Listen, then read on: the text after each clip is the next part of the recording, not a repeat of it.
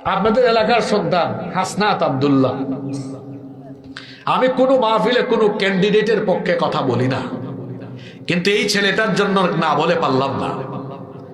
আপনাদের রত্ন, গৌরব, সুজা বলে চলে গেলাম, এই ধরনের ছেলেরা পার্লামেন্টে থাকা দরকার। কোনো দাগ নাই, আছে? এই যে অভ্যুত্থানের পরে আজ পর্যন্ত হাসনাত আব্দুল্লাহকে নিয়ে কেউ কোনো কথা বলতে পেরেছে? যেহেতু হাসনাত আব্দুল্লাহ ওনাদের এলাকার ছেলের জন্য, দেবিদ্দারের না, দেবিদ্দারের ছেলে, একটা বাজে রেকর্ড নাই, লুটপাট দুর্নীতি আজে বাজে আছে, সব আলেমরা পছন্দ করেন। এই ধরনের প্রতিবাদী ছেলেরা পার্লামেন্টে থাকা দরকার। আমি দোয়া করে যাচ্ছি আল্লাহ যেন তাকে পার্লামেন্টে কবুল করেন। সুজা সাপটা দোয়া। আমি এখনো পর্যন্ত কোনো ক্যান্ডিডেটের পক্ষেও বলি না সে বিএনপি হোক, জামাতের হোক, কারণ ভোট মানুষ দিবে, যে যারে মন চায় তারই দিবে। কিন্তু এই ছেলেটার পক্ষে বলতে বাধ্য হয়ে গেল, এই ধরনের ছেলে থাকা দরকার। রত্ন রত্ন, এই যে শহীদ শরীফ উসমান, মারা গেল উসমান হাদি, এগুলা যুগে যুগে জন্মায় না। যদিও এখন ছেলেরা স্লোগান দেয়, এক হাদি চলে গিয়েছে, লক্ষ লক্ষ হাদি। যারা স্লোগান দেয় সারাদিন পেশাব করে পানিও নেয় না। হাদি হওয়া এত সহজ? পরিবারটা দেখছেন, গোটাটা পরিবার একটা দিনী পরিবার। নিজে মাদ্রাসার ছাত্র ছিল, আলিম পর্যন্ত ওই ঝালকাঠি এনএস কামিল মাদ্রাসায় পড়েছে, ফজরের নামাজ গিয়ে জামাতে পড়তো। হাদি হতে চাও তো 5 ওয়াক্তের নামাজই হয়ে যাও, এত সহজ না হাদি হওয়া। এজন্য রব্বুল আলামিন বলছেন, আল্লাহু খালিকু কুল্লি শাইইন ওয়া হুয়া আলা কুল্লি শাইইন ওয়াকিল। সব কিছুকে তিনি সৃষ্টি করেছেন, আবার সব কিছুকে যিনি নিয়ন্ত্রণ করছেন এবং পরিচালনা করছেন, গলার আওয়াজ বড় করে বলেন তিনি কে? সবকিছু তিনি নিয়ন্ত্রণ করছেন। তবে যিনি এত সুন্দর করে সবকিছু বানিয়েছেন, তিনি আবার একটা সময় সবকিছুকে ধ্বংস করে দিবেন। তিনি আবার একটা সময় সব কিছুকে চূর্ণ বিচূর্ণ মেসাকার করে দিবেন। মেসাকার করে সব আল্লাহ ফান করে দিবেন, ধ্বংস করে দিবেন। একটা সময় কেউ ছিল না, ছিলেন কে? আবার একটা সময় কেউ থাকবে না, থাকবেন কে? এজন্য রব্বুল আলামিন তার কালামের ভেতরে বলছেন, কুল্লু মান আলাইহা ফানি ওয়া ইয়াবকা ওয়াজহু রাব্বিকা যুল জালালি ওয়াল ইকরাম। সবকিছু ফান হয়ে যাবে, ধ্বংস হয়ে যাবে, ক্ষয় হয়ে যাবে, লয় হয়ে যাবে। কেবলমাত্র একজন মহামহিয়ান সত্তাই অবশিষ্ট থাকবেন, আর যিনি থাকবেন সবাই বলেন তিনি কে? একদিন কিয়ামতের সিংহার ফুৎকারে সব লন্ড ভন্ড চূর্ণ বিচূর্ণ হয়ে যাবে। আপনাদের কি কোনো সন্দেহ আছে নাকি কিয়ামত যে হবে? আপনাদের সন্দেহ আছে? কিয়ামত হবে, কিন্তু এটা কত সালে, কোন মাসে, কত তারিখে হবে, এটা কি আমরা কেউ জানে নাকি? পৃথিবীর কোনো হুজুর জানে? তবে মাঝে মাঝে কিছু হুজুর বলে ফেলেন এত সালের ভিতরে হবে না। এটা বিভ্রান্তিমূলক কথাবার্তা, কারণ এই সম্পর্কে কোরআনে স্পষ্ট কথা আছে না নাই?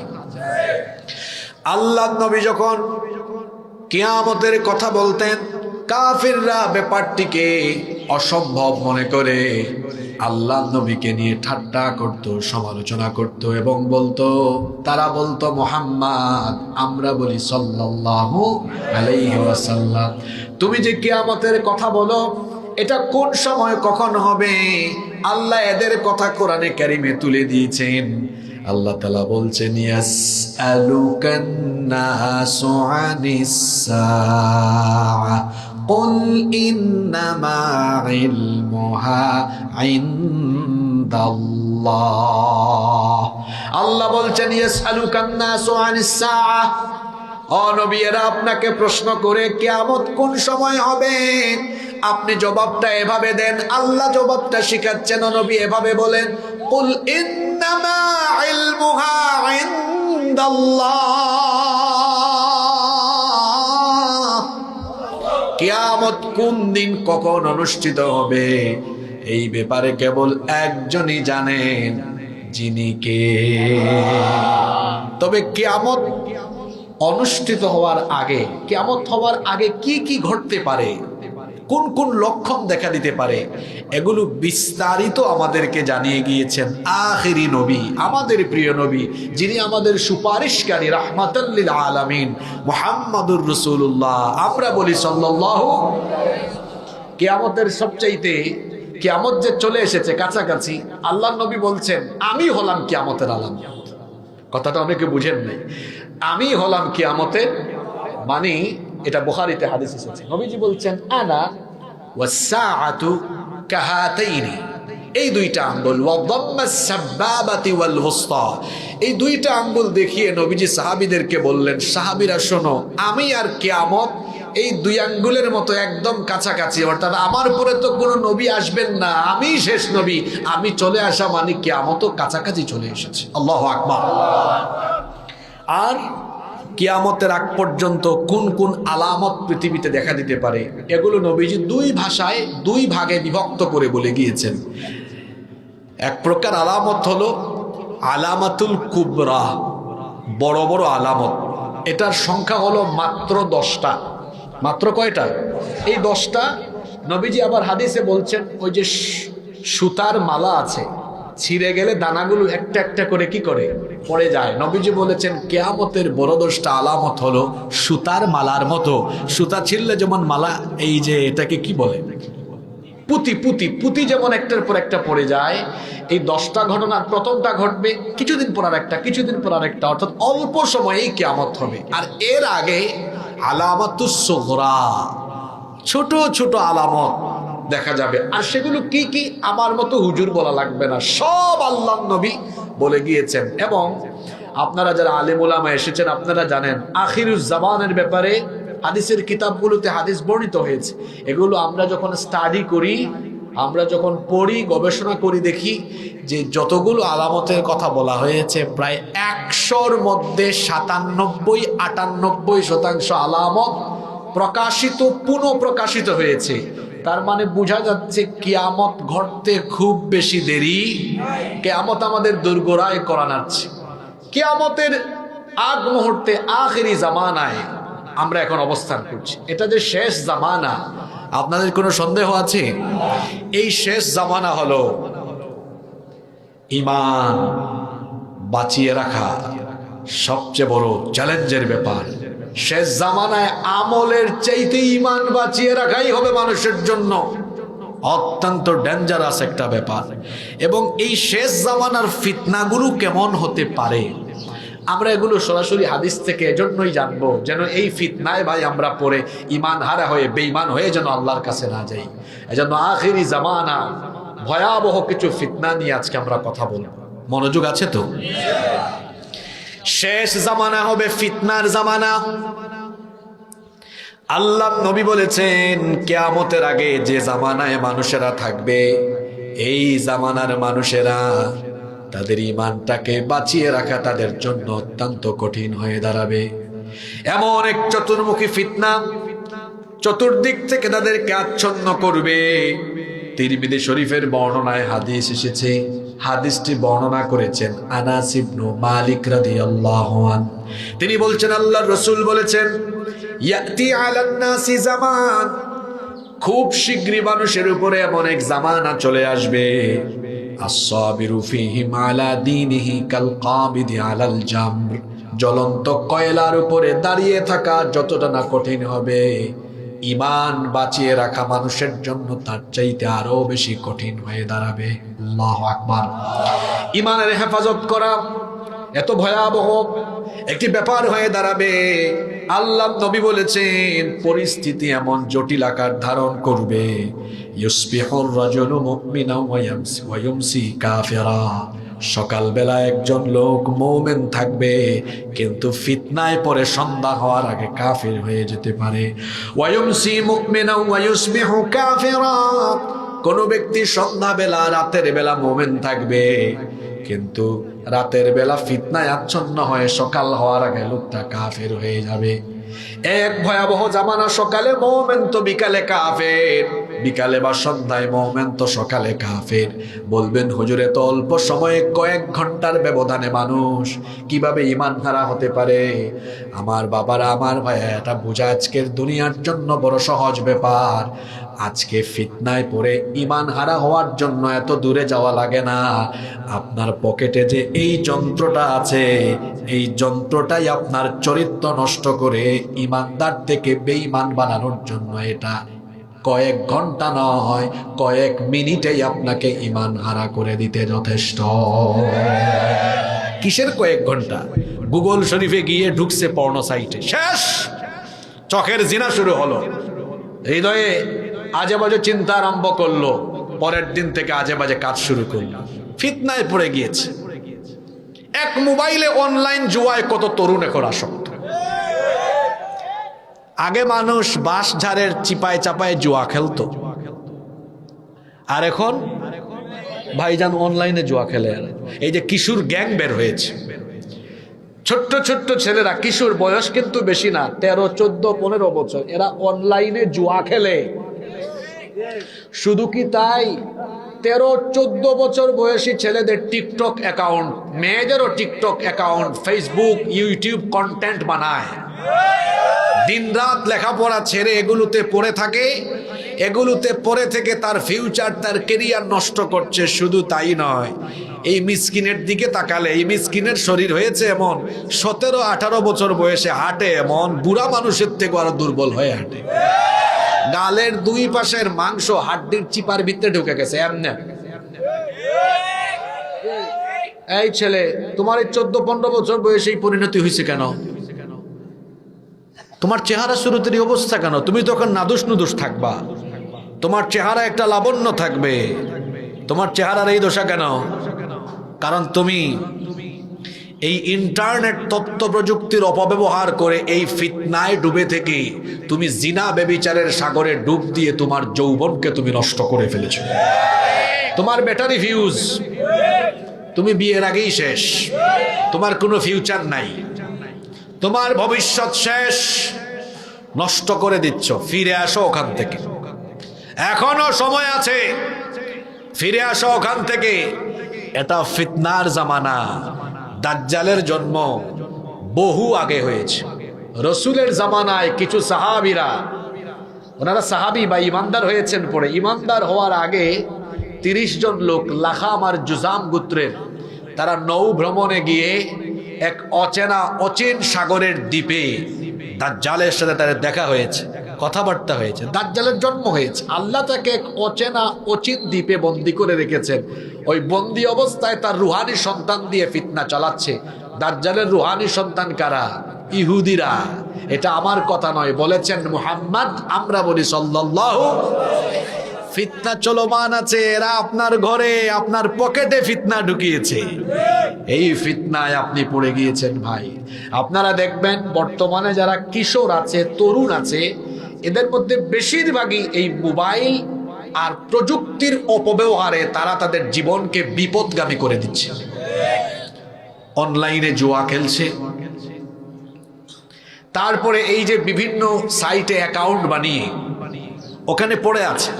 এই ব্যাককল প্রতিদিন তার ফেসবুকে, তার টিকটকে কয়টা লাইক, কয়টা লাভ রিয়েক্ট, আরো কি কি রিয়েক্ট জানি আছে, পড়লো এগুলা গুনে ব্যাককল কতগুলা ভিউ হয়েছে এগুলা দেখে।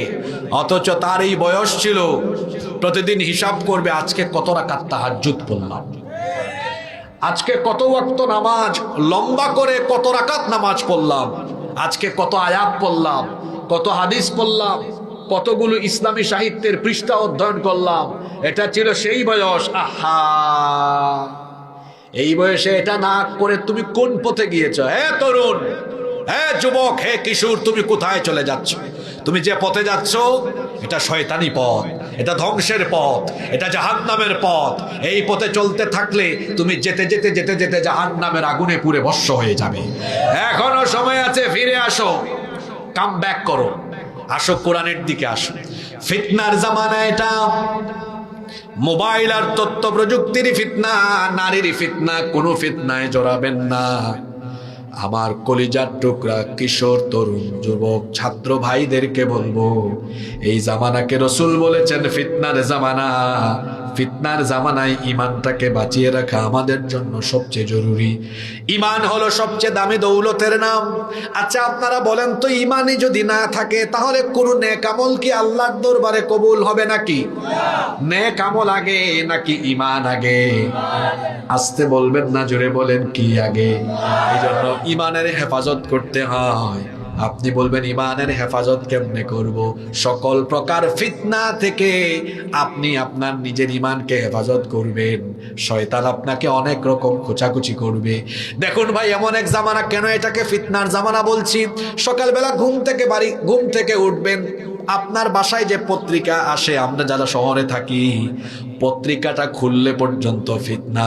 ওখানে দেখবেন আজে বাজে অনেক পাতাও থাকে, বিনোদন পাতা, এই পাতা সেই পাতা। ফেসবুকে যাবেন, ওখানেও ফিতনা। ইউটিউবে যাবেন, ওখানেও ফিতনা। সেখানে একটা ওয়াজ শুনবেন, নিচে দিয়া খারাপ ভিডিও চলে আসে। ওই যে ইমো আছে, এটাকে অনেকে বলে স্বামী বিদেশ। তো ইমো যখন ওপেন করবেন, আজে বাজে ভিডিও, শেয়ার ইট বা এরকম আরো বিভিন্ন অ্যাপস আছে, ওপেন করলেই দেখবেন আজে বাজে ভিডিও আসে কি আসে না। ভাই আমার, এই জামানায় নিজের চক্ষুকে এবং ইমানকে হেফাজত করা বড় কঠিন ব্যাপার। তো কিভাবে আপনি হেফাজত করবেন? যখনই আপনার সামনে আজে বাজে কিছু চলে আসবে, পড়বেন আউযু বিল্লাহি মিনাশ শাইতানির রাজিম। শয়তান থেকে কেউ পানা দিতে পারে না। পানা দিতে পারে কে? সঙ্গে সঙ্গে আল্লাহকে ভয় করে এগুলা স্কিপ করবেন। ও আমার যুবক ভাই, তুমি কেন সারাদিন, ও ছাত্র ভাইয়েরা যারা 7, 8, 9-এ পড়ো, তুমি কেন সারাদিন আজে বাজে ভিডিও দেখো? তোমার মতো আমরাও তো মোবাইল চালাই। আমরা তো সারাদিনে এগুলো নিয়ে ভাবার সময় পাই না। তুমি কেন সময় পাও? কারণ তোমার কোনো কাজ নাই। এই জন্য তো বলা হয় অলস মস্তিষ্ক শয়তানের আড্ডাখানা। এজন্য তুমি কাজে মনোযোগী হও। বলবা হুজুর আমি কাজ করব কেমনে? পড়ালেখা নিয়ে থাকো। একটু ফ্রি টাইমে ওই যে সকল ছেলেরা এলাকায় ভালো কাজ করে, রক্তদান কর্মসূচি, কোরআনের দাওয়াত, কোরআনের মিছিল, দেখবেন অনেক ছেলে পেলেরা আছে দাওয়াতি কাজ করে, ভালো কাজ করে, তাদের সঙ্গী হয়ে যাও, ভালো পথে সময় কাটবে। অলস থাকবা না, তখন শয়তান তোমাকে আসর করে শয়তানি পথে নিয়ে যাবে। বলেন তো, শয়তান আমাদের বন্ধু না দুশমন?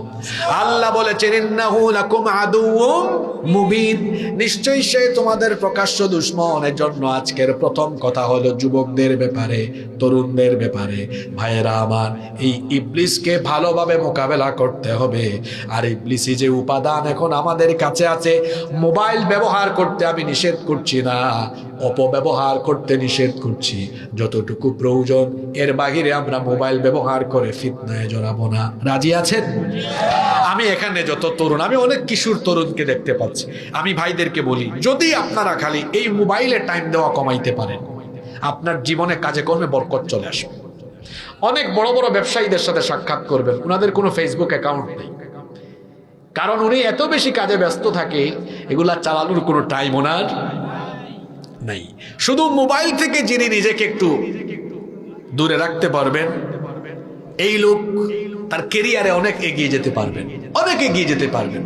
আমি ছাত্রদেরকে এই কথাটা বলছি, ছাত্রদেরকে, তোমরা মোবাইল ব্যবহার করছো, নিষেধ করছি না, আমি বলছি ব্যবহারের মাত্রাটা, লিমিটটা ঠিক করো। শুধু এখানে অপ্রয়োজনীয় সময় দিও না, দেখবা তোমাদের কেরিয়ার সেটেল হয়ে গেছে ইনশাআল্লাহ। ফিতনার জামানা, কষ্ট হচ্ছে নাকি আপনাদের? এরপরে আল্লাহ নবী বলেছেন, এই শেষ জামানা এটা এমন এক ফিতনার জামানা হবে, এই জামানায় ফিতনা ছড়াবে মসজিদ থেকে। জোরে বলেন তো, কি বললাম? আপনারা বলবেন হুজুর এটা কেমন কথা বললেন? মসজিদ কি ফিতনার জায়গা না ইবাদতের জায়গা?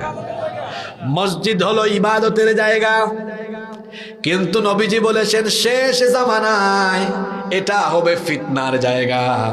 শুনেন রাসূল কি বলেছেন?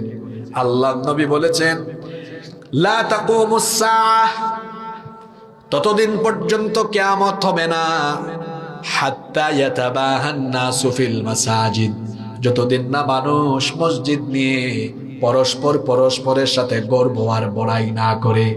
নবীজি বলেছেন শেষ জামানায় মানুষ মসজিদ নিয়ে বড়াই করবে, গর্ব করবে, কিরকম বড়াই করবে? জাফরাবাদের লোকেরা বলবে আমরা আমাদের এলাকায় 60 লক্ষ টাকা দিয়ে মসজিদ বানিয়েছি। এই ইউনিয়নের আরেক গ্রামের মানুষ বলবে জাফরাবাদের মানুষ মাত্র 60 লক্ষ টাকায় মসজিদ বানিয়েছে, আর আমরা 1.5 কোটি টাকা দিয়ে মসজিদ বানিয়েছি। চান্দিনার মানুষ সেখান থেকে বলবে আমরা তো 2 কোটি টাকা দিয়ে মসজিদ বানিয়েছি। এই রকম শেষ জামানায় মসজিদ নিয়ে কম্পিটিশন আরম্ভ হবে, কার চাইতে কে কত সুন্দর করে মসজিদ বানাবে। এখন আপনারা বলবেন হুজুর এটা আবার কেমন কথা বললেন? আল্লাহর ঘরকে যদি আমরা সুন্দর বানাই, এখানে তো খারাপের কিছু না। হ্যাঁ, আপনি কথাটা ঠিকই বলেছেন। মসজিদ সুন্দর শুধু করলে হবে না, মসজিদের বাহির যেমন থাকবে সুন্দর, পরিচালনাও হতে হবে সুন্দর। রাসূল বলেছেন আখিরি জামানায় মসজিদগুলো বাহিরের দিক দিয়ে হবে ফিটফাট, আর ভেতরের দিক দিয়ে হবে। ভেতর দিকটা কেমন হবে আমি আর সদরঘাট বললাম না, হাদিস থেকে বলি। আল্লাহ নবী বলেছেন ভেতরটা কেমন হবে শোনো। আখিরি জামানার মসজিদগুলো হবে এমন, বাহির দিক থেকে দেখলে দেখা যাবে হায় হায় হায় হায় হায় কি সুন্দর মডেল মসজিদ, কিন্তু একটু ভিতরে যাও, নবীজি বলেছেন ভেতরে ঢুকলে দেখবা উলুউন আহলুল ফিসকি ফিল মাসাজিদ। এই মসজিদগুলোতে আল্লাহওয়ালাদের গলার আওয়াজের চাইতে ফাসিক ফুজ্জার পাপী তাপী বদকারদের গলার আওয়াজ বড় থাকবে। কি বাস্তব কথা নবীজি বলেছেন। মসজিদ সুন্দর ঠিক আছে, একটু ভিতরে যাও, গিয়ে দেখো উলুউন আহলুল ফিসকি ফিল মাসাজিদ, এখানে ফাসিকরা বড় গলায় কথা বলবে। এখানে ইমাম আর খতিবের দাম থাকবে না। এলাকার সবচেয়ে বড় সুদখোর, ঘুষখোর, চাঁদাবাজ, টেন্ডারবাজ, সবচেয়ে বড় সন্ত্রাসী ওই মসজিদে মাতব্বরি করবে। বলেন তো আমাদের দেশগুলোতে মসজিদের যে কমিটি দেওয়া হয়, আল্লাহওয়ালা দেখে দেওয়া হয় না এলাকার সবচেয়ে পয়সাওয়ালার সবচেয়ে বড় বংশের দেওয়া হয়? কয়টা মসজিদ বাংলাদেশে দেখাতে পারবেন যেখানে মুত্তাকি পরহেজগার দেখে দেওয়া হয়? 198টা মসজিদ পাবেন সেখানে বংশ বড়, রাজনীতি, ক্ষমতা, আধিপত্য, দাপট দেখে দেওয়া হয়। আর আল্লাহ কোরআনে বলেছেন যার মধ্যে তাকওয়া নাই, মসজিদের কমিটিতে থাকার তার কোনো যোগ্যতাই নাই। গুড়ায় গলদ বানিয়েছে এলাকার সবচেয়ে বড় সুদখোরকে মসজিদ কমিটির সভাপতি। এ হুজুরকে এত ডিস্টার্ব করে, ইমাম আর খতিবকে কোনোদিনও মিম্বরে সত্য কথা বলতে দেয় না। যে হুজুররা মসজিদে মিম্বরে বসে সত্য কথা বলতে পারেন না, রিকোয়েস্ট করছি ভাই, আপনি ইমামতি ছাড়েন, আপনার জন্য ইমামতি না। আপনি মাটি কেটে ভাত খান, ব্যবসা করেন, চাকরি করেন, অন্যান্য কাজ করে ভাত খান। আর যদি বলেন আমি রসুলের উত্তরসূরি হয়ে মেম্বরে বসবো, তো কোনো চোর চামার, সুদখোর, ঘুষখোর, চাঁদাবাজ, টেন্ডারবাজকে ভয় করে মাথা নিচু নয়, বরং উঁচু গলায় সত্য কথা আপনাকে বলতেই হবে। যদি আপনি সত্য কথা বলতে না পারেন, মেম্বর ছাড়েন, যান, বের হয়ে যান এখান থেকে। এখান থেকে বের হয়ে আপনি অন্য কাজ করে খান। এখানে থাকলে ব্যক্তিত্ববান পুরুষের মতো কথা বলেন। আপনি তো হুজুর হয়ে রিজিকের ভয় করেন, আপনার পিছনে নামাজ পড়াও জায়েজ নেই, কারণ রিজিকের ভয় করা উচিত না। ভয় করা উচিত রাজ্জাককে। রাজ্জাককে আপনি রিজিককে ভয় করেন। রিজিক কোনো মসজিদের কমিটি দেয় না। রাতের বেলা আপনার বউ বাসায় রান্না করেছে, এই রান্নাটা না খেয়ে আপনি হাসপাতালে বা আরেক গ্রামে খাবার খাইতে পারেন। আপনার রিজিক আপনি জানেন না কোথায়। রিজিক মানুষের তরফ থেকে আসে না। রাস্তাঘাটে দেখবেন পাগল বস্তা মুড়ি দিয়ে বসে আছে, ও জানে না আজকে কে খাবার দিবে, কিন্তু দেখা যায় সারাদিনই খাবার পায়। সুবহানাল্লাহ পড়বেন না? আমরা তো রাস্তাঘাটে কত মানুষকে দেখে বসে আছে হাত পেতে, সে কি জানে কে দিবে, কেউ দিয়ে যাচ্ছে তাকে মানুষ। এজন্য বলেছি যে হুজুর মসজিদ কমিটিকে টিপাটিপি করে, এই হুজুরের পিছনে নামাজ পড়াও জায়েজ নাই। এটা ভণ্ড হুজুর, এ সত্য কথা বলতে পারে না। আমি সত্য কথা বলার কারণে আমার চাকরি চলে গেলে যাক, আমার যোগ্যতা থাকলে পৃথিবীতে আমার জায়গার অভাব হবে না। বলছিলাম শেষ জামানা হবে এমন ফিতনা, মসজিদের ভিতরে কি ঢুকবে? কথাগুলো বাস্তব না অবাস্তব? শুধু কি তাই, তারা মসজিদে এমন ফিতনা লাগাবে, কে হাত বুকে বাঁধবে, কে নাভিতে বাঁধবে, এটা নিয়ে মসজিদ ভাগ করবে। আছে না এরকম? শুধু সভাপতি দিল না কেন, রাগ করে একই গ্রামে তারা 2টা মসজিদ বানিয়েছে। আমি একবার এক এলাকায় গিয়েছি, আমি এলাকার নাম না বলি, নইলে আবার ইউটিউবে তো এরা বক্তৃতা শুনে রাগ করবে, স্পেসিফিক নাম না বলি। গত 2023 সালের শেষের দিকের ঘটনা, আমি এক এলাকায় গিয়েছি মাহফিলে, ঢাকার আশপাশ। আমাকে বলে, হুজুর আমাদের এলাকায় কিন্তু 9টা মসজিদ। এই লোক ভাবছে এই কথা বললে হুজুর খুশি হবে। তা আমি বলছি, আপনার এলাকায় মসজিদ বেশি, তার মানে আপনার এলাকায় ঝামেলা বেশি। কয়, হুজুর আপনি বুঝলেন কেমনে? আমি বলছি, আপনার এলাকায় মনোমালিন্য বেশি, ঠেলাঠেলি বেশি, এই জন্য মসজিদ বানাইছেন বেশি। নইলে আন্তরিকতা থাকলে মসজিদ এতটা লাগতো না। একই গ্রাম, সবাই বলতো মসজিদ ছোট হলে আরো বড় করো, এক মসজিদে নামাজ পড়বো। ঠিক না বে ঠিক? আপনার এত মসজিদ হয়েছে কেন? আবার যারা একথা বলছে গ্রামটাও বেশি বড় না, 1-1.5 কিলোমিটারের গ্রাম। 1 কিলো গ্রামে বুঝলাম একটা না হলে 2টা করা যায়, আপনি 9টা বানাইছেন কেন? এত মসজিদ কেন বানিয়েছেন? যদি বুঝতাম এই গ্রামটাই হচ্ছে 4-5 কিলো, তাহলে একটা কথা ছিল। 1-1.5 কিলো গ্রামে কি 9টা মসজিদ দরকার? 1 কিলো সমান 1000 মিটার, 1000 মিটার জায়গা তো বেশি না। মসজিদ ভাগ করে দিচ্ছে, শুধু সভাপতি সেক্রেটারি বানালো না কেন? আরো আশ্চর্যের ব্যাপার হলো, মসজিদের বাইরে বিভিন্ন এলাকায় মাহফিল বন্ধ হয়ে যায়, অমুক সভাপতি তমুক সভাপতি হইল না কেন? এরকম আছে না? কি ঠেলাঠেলি! আল্লাহ আমাদেরকে হেদায়েত দাও। এই মসজিদের ফিতনায় আমরা জড়াবো না, রাজি আছেন? মসজিদ বাইরেও থাকবে সুন্দর, ভিতরেও থাকবে। ভেতরটা সুন্দর থাকবে কিভাবে? ভালো মানুষরা পরিচালনা করবেন। এই যে আমাদের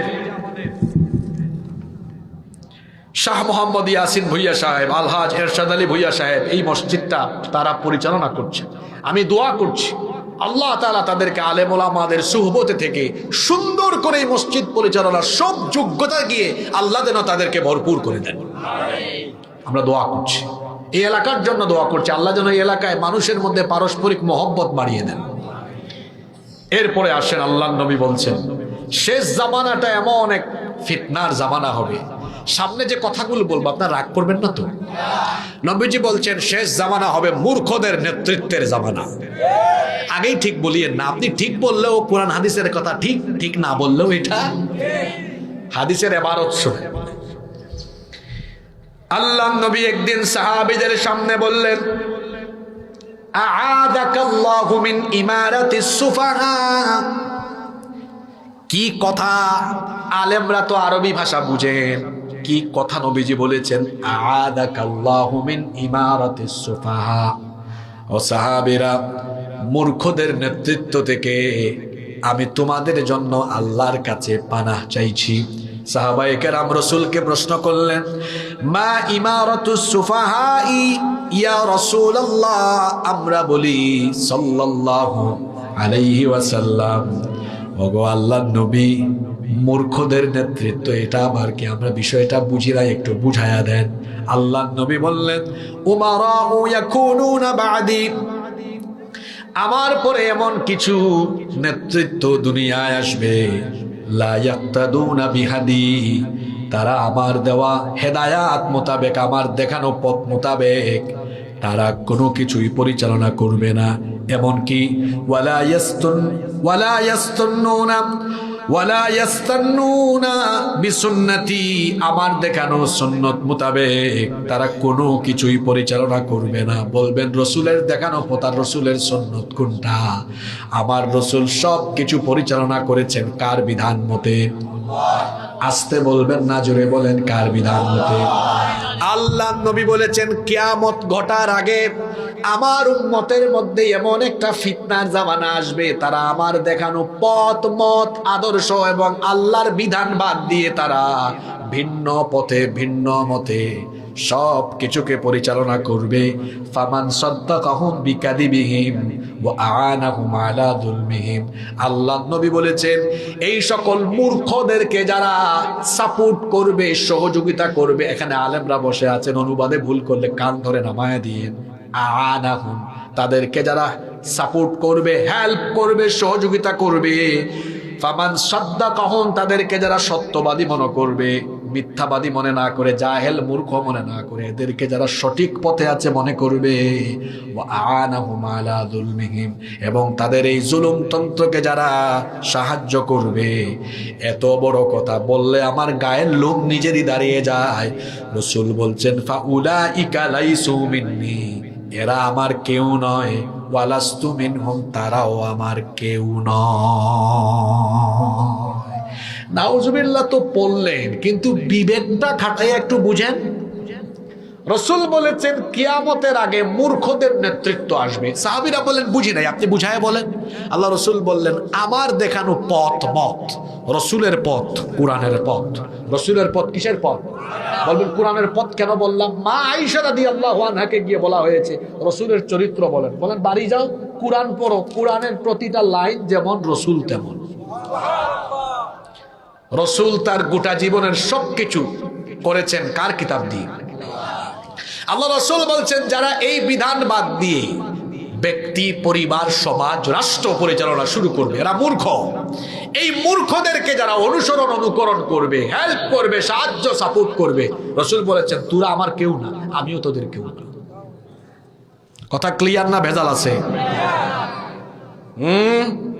যুবক ভাইয়েরা বুঝেন, আপনি কি চান রাসূল আপনাকে বলবেন তুমি যাও, সরো, তুমি আমার কেউ না, আমি তোমার কেউ না?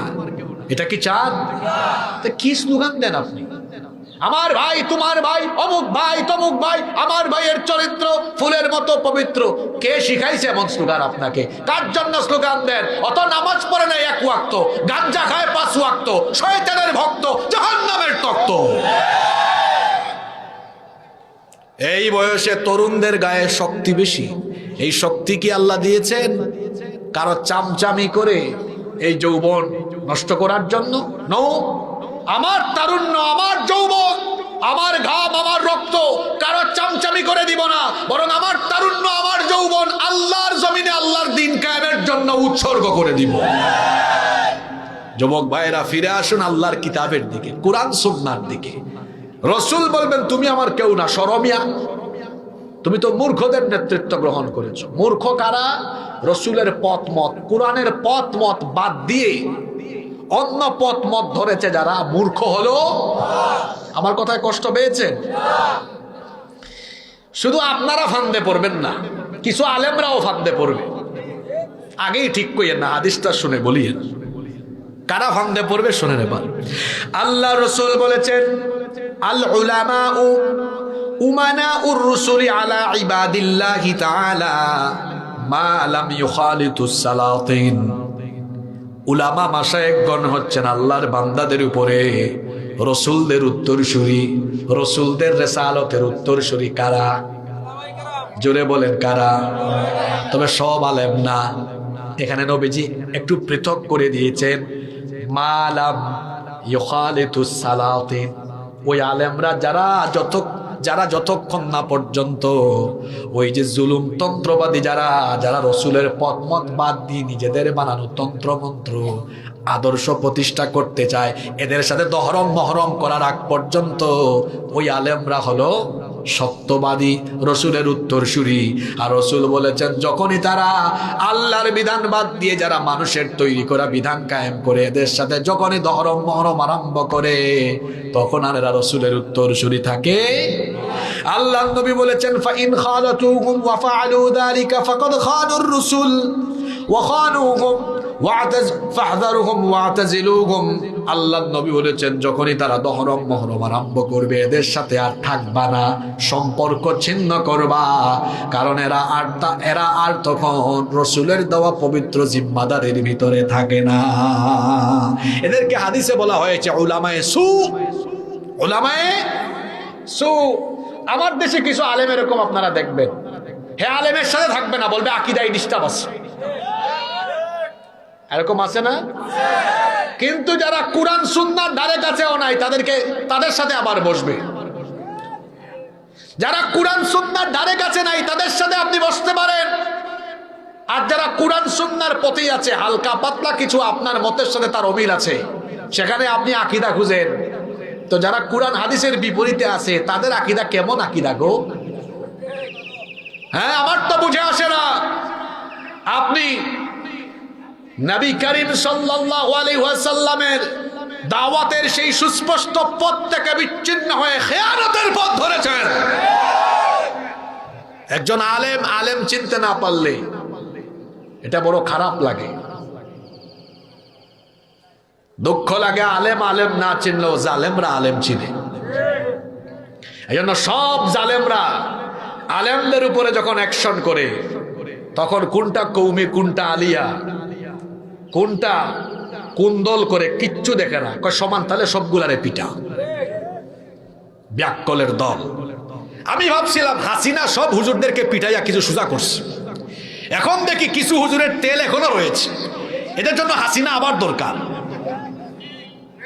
কথাটা আমি কষ্ট নিয়ে বলেছি। আমি ভাবছিলাম হাসিনা পিটাইয়া সবগুলারে সাইজ করছে, এখন অন্তত সব এক থাকবে। এখনো এক হয় না, এরা আরো কত পিঠা খাবে সামনে আল্লাহ ভালো জানে।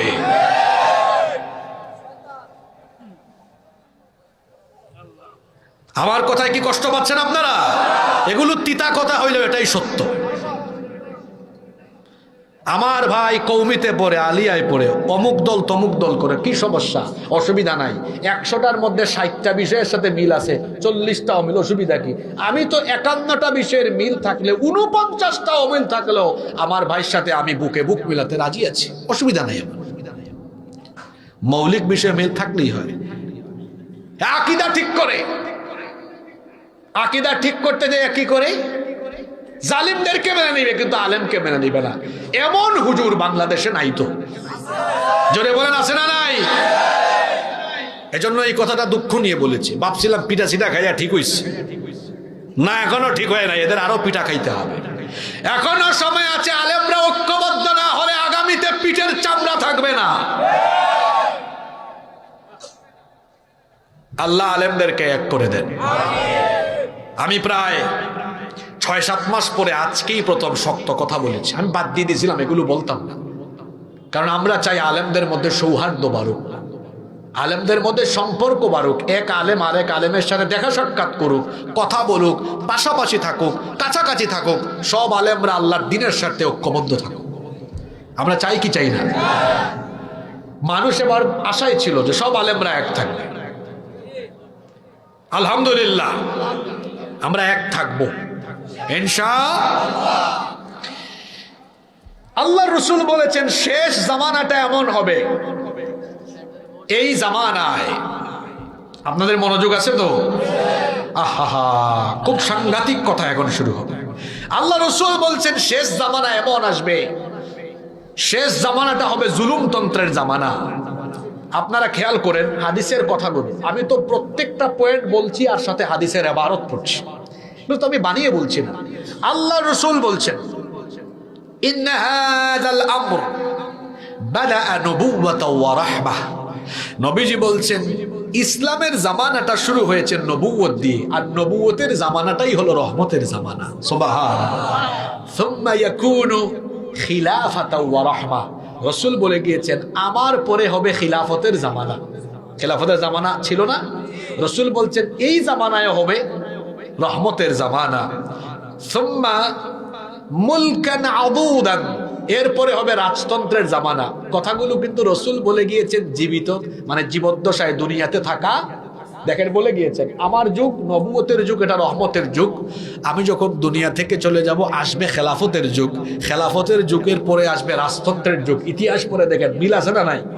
এরপরে রাসূল বলছেন একটা সময় পৃথিবী থেকে খেলাফত চলে যাবে। সুম্মা কানা জাবরিয়াতান ওয়া উতুওয়ান ওয়া ফাসাদান ফিল আরদ, এরপরে আসবে পৃথিবীতে ফাসাদ, জুলুমতন্ত্র আর স্বৈরতন্ত্রের জামানা। কি মনে হয় মিলে না? মিলে না? রাসূল বলেছেন এমন এক জামানা আসবে আর আল্লাহর হালালকে হারাম বানানো শুরু করবে। আল্লাহর হালালকে আর হারামকে কি বানাচ্ছে না? আমার দিকে তাকান, কেমনে বানাইছে দেখাই। এই গ্রামটার নাম জাফরাবাদ। জাফরাবাদ গ্রামের 17 বছরের একটা ছেলে যদি 15 বছরের একটা মেয়েকে বিয়ে করে, এটা কি ইসলামী আইনে অসুবিধা আছে? আমাদের দেশের আইনে পুলিশ কাজী শুদ্ধা দুইটা নিয়ে যাবে। আল্লাহ করলেন হালাল, আপনার দেশ করেছে হাদিস মিলে। আরো শোনেন, এই ছেলে মেয়েটা ওই যে কুমিল্লার লালমাই আছে না, পাহাড়ের চিপা চাপাই ঢুকিয়া, এই ছেলে, এই গ্রামের এই ছেলে মেয়েটা আমার একটার এমনি হাত ধরছে। এটা আল্লাহর আইনে, কথা বলেন না কেন? আমাদের দেশের আইনে ব্যাপারই না। আল্লাহ করেছেন হারাম, তারা করেছে হালাল। আল্লাহ যেটা করেছেন হালাল, তারা করেছে হারাম। এত বড় স্পর্ধা আপনাকে কে দিল? এটা হচ্ছে রাষ্ট্রীয় পর্যায়ে আল্লাহর সাথে কুফরি করা। রাসূল বলেছেন আমার যুগ নবুয়তের যুগ, এটা রহমতের যুগ। আমার পরে খেলাফতের যুগ, এটা রহমতের যুগ। এরপরে আসবে রাজতন্ত্র, তারপরে পৃথিবীতে কিয়ামতের আগে শুরু হবে ফাসাদ, জুলুমতন্ত্র, স্বৈরতন্ত্র। আমার আল্লাহর বানানো হালাল হবে হারাম, হারাম হবে।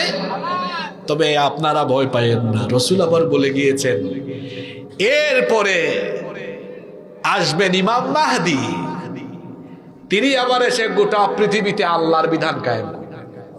সারা দুনিয়ায় এখন যা চলছে থাকবে না, আমেরিকা মোড়লগিরি করতে থাকবে না। আগামীর পৃথিবী পরিচালনা হবে ফিলিস্তিন থেকে। এটা আমার কথা নয়, রাসূল বলেছেন যে ফিলিস্তিনকে এখন পৃথিবীর মানচিত্র থেকে মুছে দেওয়ার চেষ্টা চলছে। আল্লাহর নবী বলেছেন এই ফিলিস্তিন হচ্ছে ইমাম মাহদী আলাইহিস সালামের হেডকোয়ার্টার। ফিলিস্তিন থেকে আগামীর বিশ্বকে শাসন করা হবে। আল্লাহু আকবার বলেন।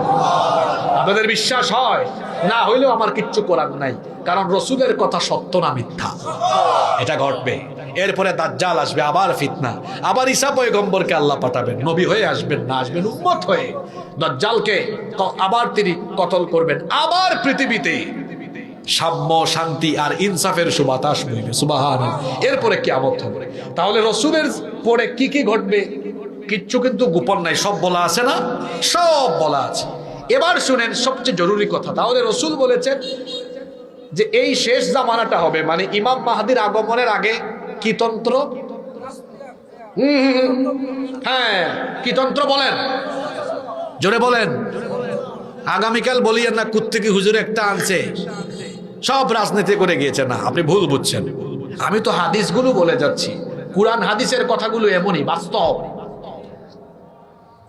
রাসূল বলেছেন এই যে কিয়ামতের আগে, ইমাম মাহদীর আগেরটা হবে ফাসাদ তন্ত্র, জুলুম তন্ত্র। আচ্ছা, তাহলে ওই জামানায় শাসকরা কেমন হবে এইটা বোধহয় রাসূল বলে যান নাই।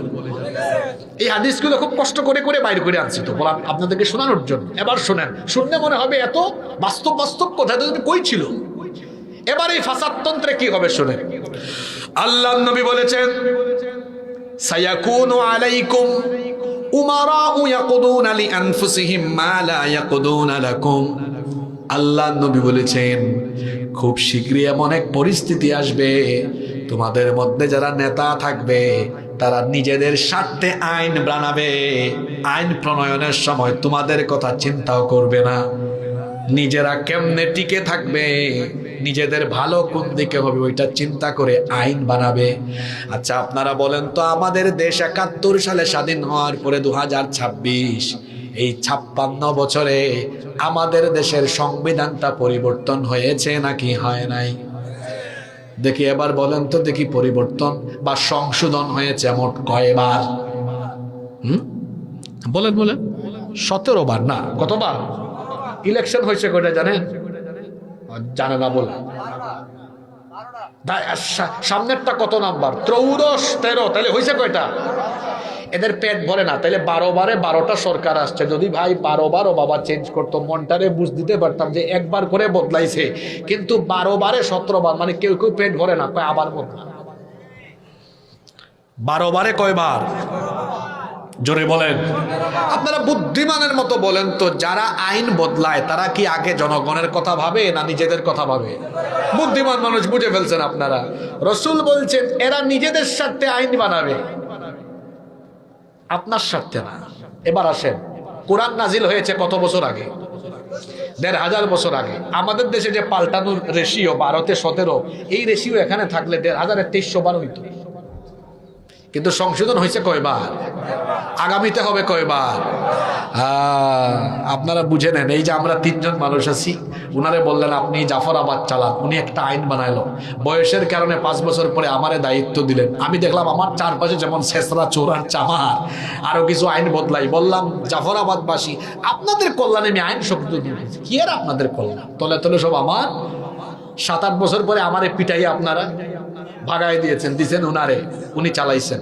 এখন দেখেন তো 3 জনের কাছে ক্ষমতা বদল হয়েছে, 3 বারে আইন পরিবর্তন হয়েছে কয়বার বলেন? উনাকে বললেন আপনি চালান, আইন বানাইতে পারবেন না, ধরেন এটা নেন, কোরআন দিয়ে চালান। কোনো কিছু যোগ বিয়োগ করতে পারবেন?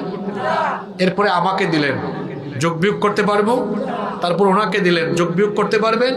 এতক্ষণ কি বোঝাতে চাইছি বুঝছেন? মানুষের আইন থাকলে চেয়ার বদলায় তো আইন বদলায়, কোরআনের আইন থাকলে চেয়ার বদলায় আইন। এখন বলেন আপনাদের নিজেদের কল্যাণের জন্য আপনারা মানুষের আইন চান না আল্লাহর আইন চান? আমি আজকে বলে গেলাম, ইউনূস সাহেব যেদিন যাবেন এরপরে যেই আসবে তারা এসে আবার বদলাবে, তারপরে যারা আসবে আবার বদলাবে। এইরকম আপনাদের কপালে দুর্গতি চলতেই থাকবে যতদিন না আল্লাহর কোরআনকে আপনারা গ্রহণ করবেন। আর যেই দিন আপনারা সবাই দলমত ভুলে গিয়ে আল্লাহর কোরআনকে গ্রহণ করবেন, বাংলাদেশ দেখবেন আল্লাহর রহমতে বদলে যাবে ইনশাআল্লাহ। আচ্ছা আমি হাদিসটা শেষ করি। রাসূল বলেছেন এমন এক জামানা আসবে তারা নিজেদের স্বার্থে আইন বানাবে, তোমাদের স্বার্থে নয়। হাদিসটা শেষ না, এবার জরুরি কথা। ইন আসাইতুমুহুম, যদি তোমরা তাদের অবাধ্য হও, বিরোধিতা করো, কাতালুকুম, তারা তোমাদেরকে হত্যা করবে। তাদের বিরুদ্ধে গেলে কি করবে?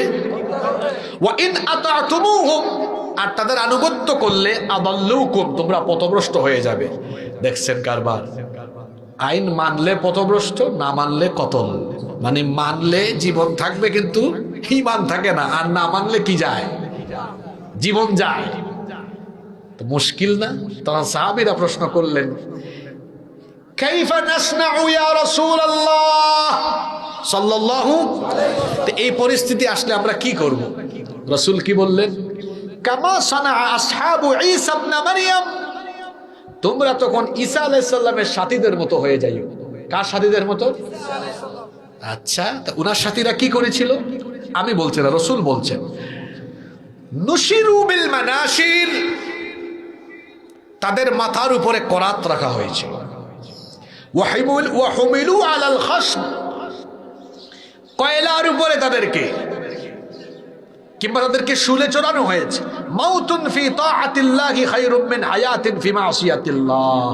আল্লাহ আল্লাহ, এই কথাটা শুনেন, মাউতুন ফি তাআতিল্লাহ, আল্লাহর আনুগত্যের পথে মৃত্যু, খায়রুম মিন হায়াতিন ফি মাসিয়াতিল্লাহ, আল্লাহর অবাধ্যতার পথে থাকার চাইতে আল্লাহর আনুগত্যের পথে থেকে মৃত্যু উত্তম। মানে বলা হয়েছে এইরকম পরিস্থিতি আসলে ঈসা আলাইহিস সালামের সাথীদের মতো হবা। তাদের মাথার উপরে করাত রেখে বলা হয়েছে, হয় আমাদের আনুগত্য করো, কাফিররা বলেছে আমাদের আইন মানো, নইলে ঈসা যে বিধান নিয়ে এনেছেন ওই আল্লাহর আইন মানলে কিরকম হত্যা। মাথার উপর করাত রেখে বলেছে 2 টুকরা করে ফেলবো। ঈসা আলাইহিস সালামের সাথীরা বলেছেন পারলে 2 টুকরা কর, অসুবিধা নাই, আমাদের জীবন যাবে, ঈমান যাবে। আল্লাহু আকবার কইতে পারলেন না? যদি কখনো আমাদের মধ্যে এই পরিস্থিতি আসে, এমন কোন আইন যেটা মানলে ঈমান থাকবে না, আমরা এমন পরিস্থিতি যদি উদ্ভব হয়, আমরা জীবন দিব, তাও আমরা ঈমান থেকে এক চুলো সরব না।